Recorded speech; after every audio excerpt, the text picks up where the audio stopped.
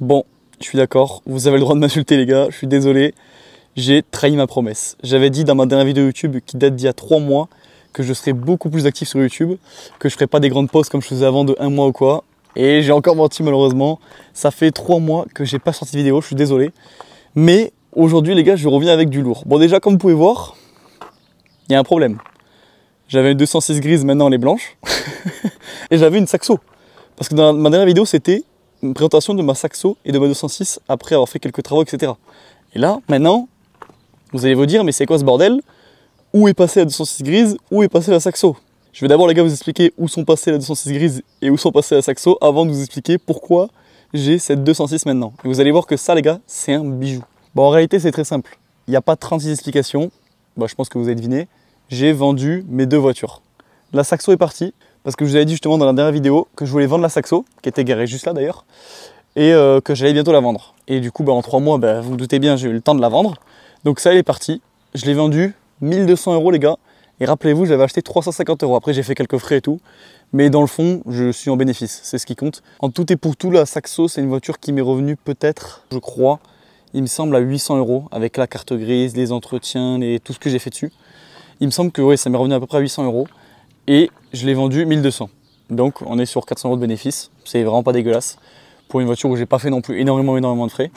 Et très récemment, il y a 2 semaines, du coup, j'ai vendu mon daily ultime, ma petite 206 grise, que je vous avais dit que je voulais pas revendre en plus, que j'adorais et tout, etc. Mais je l'ai vendu parce que les gars, j'ai trouvé une superbe occasion, cette 206. Bon, maintenant vous avez compris, je suis fan de 206 les gars, je suis fan de TU. Je suis piqué par ces moteurs, je suis piqué par ces voitures. J'avais jamais conduit ça avant et franchement j'adore maintenant ces voitures, c'est le top je trouve pour rouler en daily. C'est bien mieux qu'une Mégane ou une Clio. D'ailleurs les gars, je me disais aussi, est-ce que ça vous intéresserait, dites-moi en commentaire vraiment, ça m'intéresserait beaucoup d'avoir votre avis. Est-ce que ça vous intéresserait que je fasse une vidéo où je présente les gars ma Mégane et la Clio de ma copine? Parce que ça oui, c'est pas à moi, c'est à ma copine. Et ça les gars, c'est la Mégane 4RS que vous avez peut-être déjà vu dans les autres vidéos, parce que bon, chaque fois les voitures étaient garées là, et la Mégane est garée là, donc bon, vous avez dû la voir. N'hésitez pas à me dire en commentaire vraiment, parce qu'en plus maintenant il y a des trucs qui ont changé, il y a un aileron, machin, il y a des jantes, enfin voilà, je vais pas trop en dire, on va regarder ça pour une vidéo peut-être, si ça vous intéresse. Dites-moi en commentaire vraiment si une vidéo sur la Mégane et une vidéo sur cette Clio vous intéresserait, parce que oui, on est fan Peugeot, on est fan TU, on est fan Citroën, etc. Mais on est aussi fan Renault les gars, on adore la France, vive la France, et voilà. Donc pour en revenir au 206, du coup, j'avais acheté ma 206, vous vous rappelez, 400 € la grise, et j'ai eu sur le bon coin un jour cette belle occasion qui est tombée dans mon fil d'actualité. Je me suis dit, putain mais attendez, est-ce que je vendrais pas ma 206 grise pour celle-ci? Parce que celle-ci a beaucoup d'avantages. Du coup, qu'est-ce que j'ai fait? Ni une ni deux, j'ai mis ma 206 grise en vente. Sauf que les gars, une voiture comme ça en vente, enfin ma 206 elle avait peut-être 250 000 bornes, peut-être qu'elle n'était pas très belle carrosserie, vous vous rappellerez, peut-être, pour ceux qui ont vu mes dernières vidéos, enfin mes anciennes vidéos, elle était toute rougnée de ce côté là, elle était un peu pas très belle quoi la 206. Mais une voiture avec un contrôle technique les gars à moins de 1500 € sur le bon coin, aujourd'hui ça n'existe pas. Du coup je l'ai vendu 1100 €, mon ancienne 206, et celle-là les gars je l'ai acheté 1800 €. Donc là peut-être que vous vous dites ouais c'est un peu cher pour une 206, les gars vous n'êtes pas prêts.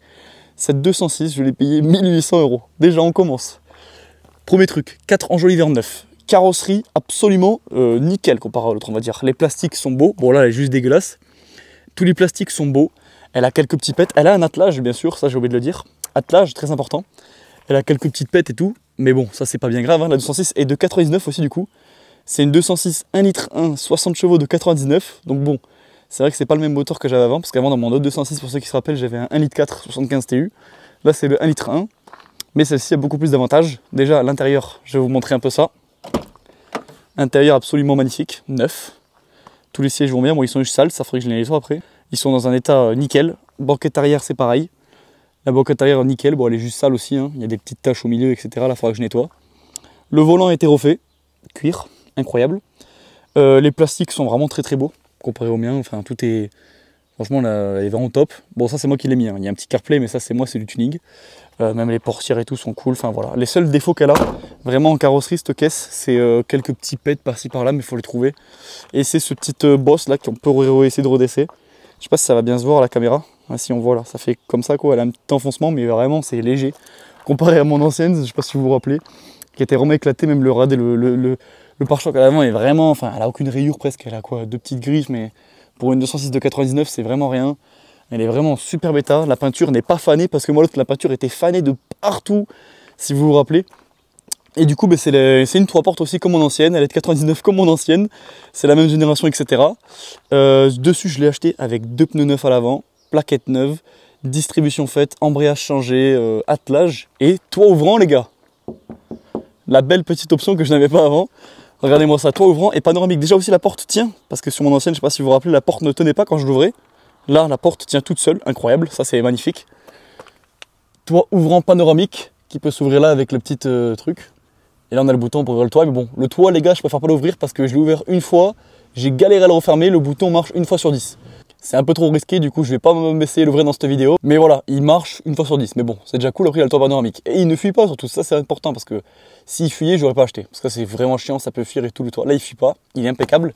Il ne fuit pas aussi parce que regardez son kilométrage. C'est ça qui m'a fait l'acheter. Regardez-moi ce kilométrage, les gars. 122 291 km. La voiture est neuve. Elle sort de rodage, je déconne, mais là on est vraiment sur une pépite. 122 000 bornes, une 206 à 1800 € sur le bon coin, c'est introuvable. Ça n'existe tout simplement pas. Et, bah attendez, je vous la démarrer. Regardez, elle démarre nickel. Le petit CarPlay qui s'allume et tout. C'est pas beau ça? Incroyable, elle tourne comme une horloge. Même si j'avoue que c'est le moteur un peu moins puissant, c'est un peu chiant, mais bon, c'est pas grave. La voiture est neuve, elle a 122 000 bornes, regardez. Même ça, moi les gars, ça marchait pas, vous vous rappelez? L'heure maintenant marche. J'ai même maintenant, les gars, une poignée pour baisser et relever mon siège. J'avais pas l'option avant. Ça c'est beau, ça, je peux régler mon siège en hauteur, ça je l'avais pas avant. Petit pot de vitesse qui biche à mort. Bon, il n'y a pas la clim, vu que c'est une phase 1 de 99, il n'y avait pas la clim à l'époque. Mais tout marche, toutes les lumières marchent, tout machin. Même les gars, la lumière dans le truc là, elle marche. Moi, elle marchait pas avant. La voiture, vraiment, tout fonctionne comme c'est sorti de concession. Et même moi, en plus, les gars, après, j'ai rajouté mon petit CarPlay. Ça, c'est si vous voulez avoir le CarPlay de votre voiture et tout, etc. J'ai mis 2 petites enceintes Pioneer. C'est les seuls trucs que j'ai fait pour l'instant dans cette voiture. Et le CarPlay, bien sûr, du coup. Mais voilà, regardez-moi ça.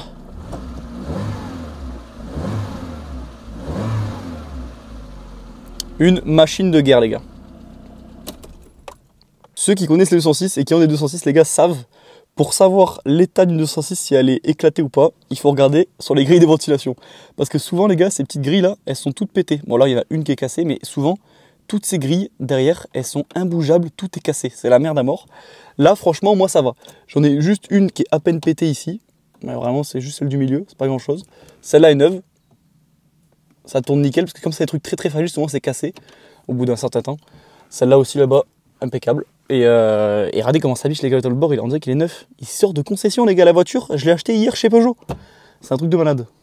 Quand j'ai eu l'occasion d'acheter, les gars, cette petite 206 avec juste 700 € de plus que mon ancienne, parce que du coup, l'ancienne, j'ai vendu 1100 €, celle-là, j'ai acheté 1008, donc ça fait que 700 € en plus pour une voiture qui a 130 000 km de moins, les gars. Donc c'est vraiment abusé. Donc j'ai tout de suite sauté sur l'occasion, les gars, et je l'ai acheté. Regardez-moi ça, elle est neuve, les gars, même le capot. Le capot, il était tout fané et tout, elle a pas une bosse, rien du tout. Hop, je vais vous ouvrir le moteur, les gars, on va aller voir un petit peu niveau moteur du coup. Vous allez voir que le moteur aussi est très très propre. Regardez-moi ça, le moteur est super propre. Je vous avais dit, les gars, distribution a été faite à 84 000 km. Du coup, voilà, là on a 120 000, donc on est largement dans les clous. Tout va bien. Bon, par contre, après, un moteur TU sans le joint cache-culbuteur qui est cassé, ça c'est pas drôle. Du coup, ben voilà, il faudra le changer, ce petit joint. C'est ce que j'ai fait sur ma Saxo déjà, et ce que j'ai fait sur mon ancienne 206. Je vous l'ai d'ailleurs montré en vidéo. Mais ça, ouais, ce joint, c'est la maladie, des TU. De toute façon, après, c'est pas très grave, hein, c'est un joint qui coûte 5 €. Ça prend vraiment 20 minutes à changer. C'est vraiment un truc mineur, on s'en fout, quoi, c'est pas très grave.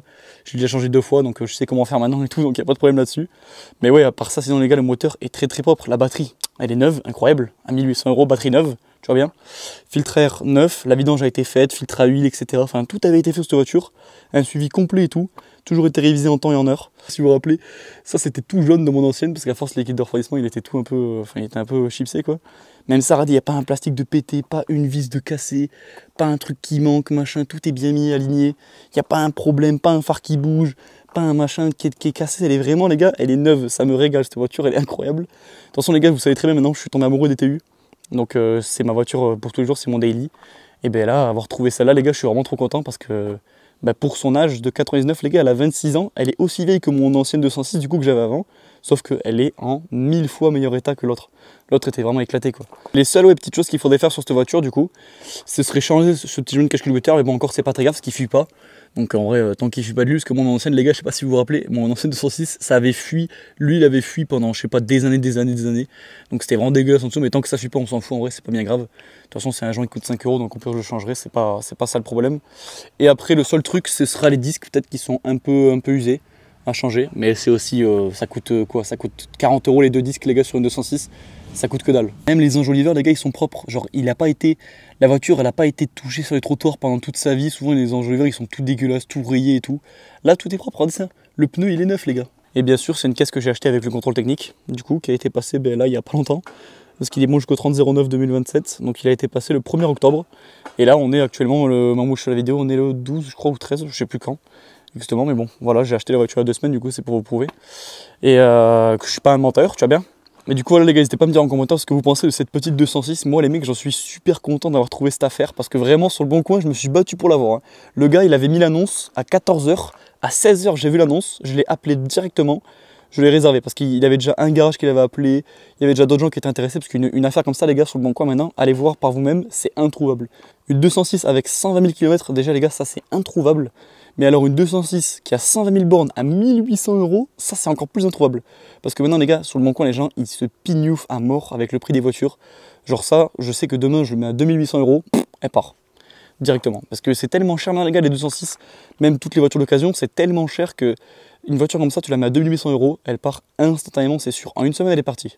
Regardez mon ancienne, les gars, elle était toute chipsée de partout, enfin elle était pas très belle quoi, vraiment, elle marchait bien, mais ok, après elle était vraiment pas belle de carrosserie, l'intérieur ça laissait un peu à désirer à des endroits, enfin voilà, elle était vraiment pas belle, je l'ai vendue 1100 € les gars en 24 heures. Dites-vous les gars, l'autre, la grise, je l'ai mis en annonce, je l'ai vendue en 24 heures, voilà. Et j'avais au moins 8-9 personnes qui étaient intéressées, j'étais harcelé sur le bon coin. Donc cette voiture, je sais que même si demain je veux la revendre et faire un bénéfice, je pourrais facilement, parce que c'est une caisse qui a pas beaucoup de bornes, qui est propre, qui est bien entretenue, etc. Je vous ai pas montré le coffre. Bon bien sûr, la petite boîte d'outils Parkside, ça c'est important, au cas où si un jour il y a une galère, oh, une balance, je sais pas ce qu'elle fout là. Mais voilà, même le coffre les gars est propre, regardez-moi ça. La plage est nickel, elle n'est pas décollée, tout est beau, tout est bien. Ça c'est nickel, c'est même pas rayé, c'est franchement les gars, elle est vraiment clean cette 106, je suis content. Et elle a même attelage, quelle aubaine, un petit attelage. Bon je sais pas si je vais beaucoup utiliser, mais il y a l'attelage, en tout cas ça c'est cool. En dessous la roue de secours, elle est pas chipsée. Voilà, parce que souvent les roues de secours quand vous les achetez, elles sont toutes crevées à chaque fois. Là, celle-là, elle est même pas crevée, la roue est pas éclatée. Donc ça c'est un bon point déjà. Bon par contre elle est vraiment sale, il faut vraiment que je la lave. Mais sinon les gars, je vous jure que c'est une pépite cette caisse. En plus j'adore avec l'auto-ouvrant, ça fait trop un beau truc je trouve. Je sais pas ce que vous en pensez. Quand vous la regardez comme ça, le toit ouvrant ça lui rajoute un truc je trouve. Ça fait un petit peu un toit noir avec le sol et tout, c'est vraiment sympa. Et même quand vous êtes à l'intérieur de la voiture, que vous roulez ou quoi, que vous conduisez, vous êtes en passager. Déjà regardez ça, ça les gars c'est incroyable, la porte elle tient, ça c'est vraiment mon bonheur les mecs. Parce que mon ancienne porte elle faisait que bouger, elle tenait pas. Et regardez ça à l'intérieur, comment c'est beau. Quand vous conduisez vous avez le petit toit panoramique et vous pouvez même l'ouvrir. Bon ça par contre il faudrait que je le répare aussi parce que il marche une fois sur 12 mais ça doit être un faux contact je pense dans le bouton ou je sais pas où. Après bon les toits ouvrants de ces années là c'est pas non plus le top. Mais voilà, en tout cas c'est sympa quand tu roules d'avoir le toit panoramique comme ça au-dessus de toi et tout, c'est cool pour les gens qui sont à l'intérieur. Et d'ailleurs, pour ceux qui ont reconnu aussi, c'est les mêmes selleries que sur mon ancienne 206. C'est ça qui est rigolo. L'intérieur, c'est le même. Le bleu comme ça, sur les portes. Les sièges, c'est les mêmes. La banquette arrière, c'est la même. Enfin voilà. Elle ressemble vraiment beaucoup à mon ancienne 206, mais elle est en bien meilleur état. Et puis, elle a pas de borne. C'est ça qui est incroyable. Là, je repars avec une voiture.